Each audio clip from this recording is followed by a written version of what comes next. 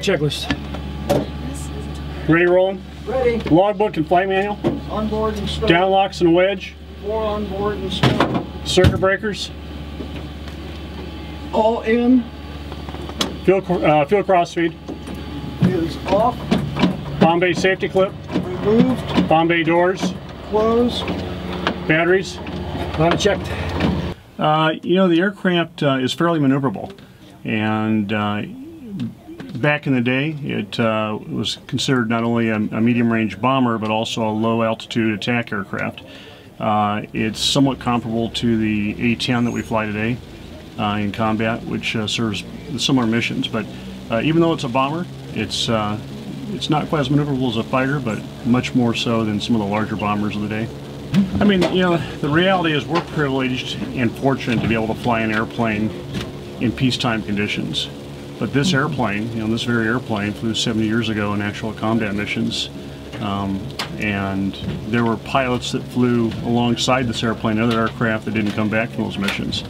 So for us, you know, it's, you know, like I said, it's an honor and a privilege to be able to fly the same aircraft that flew into combat and out of combat, you know, for the freedoms that we enjoy today. The Doolittle Raid was the thing that gained notoriety for this airplane. It came off the aircraft carrier Hornet and bombed mainland Japan in the early '42, just months after Pearl Harbor was bombed.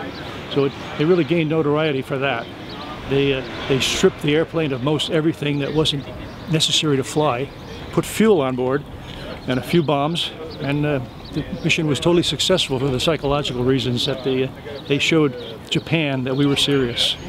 I feel a close association to this airplane. In the late '60s, I was going through Army flight school in lower Alabama, southern Alabama, and this airplane, this particular airframe, was Dothan Aviation had abandoned it after being an agricultural sprayer.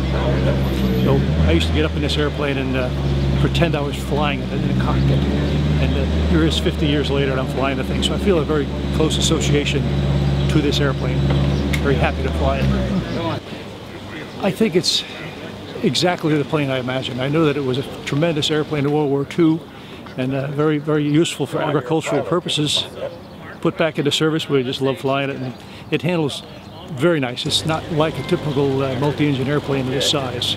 It's much more maneuverable and a fast airplane. We can go 340 miles an hour. Although we don't cruise that fast, it certainly uses a lot of fuel doing that. Well, when you're frustrated beyond belief, you have to remember that it's an honor to work on something this old with this much history, and that kind of mellows your mind out and you can continue working on it at that point. But it's normally there's not a lot to do if you keep track of everything. For its time, it was pretty revolutionary, but you know, I grew up on a farm over in Oregon, and this is not that much more complicated than the hay balers, tractors, and combines that we had when I was a kid growing up. So it's something that everything's analog.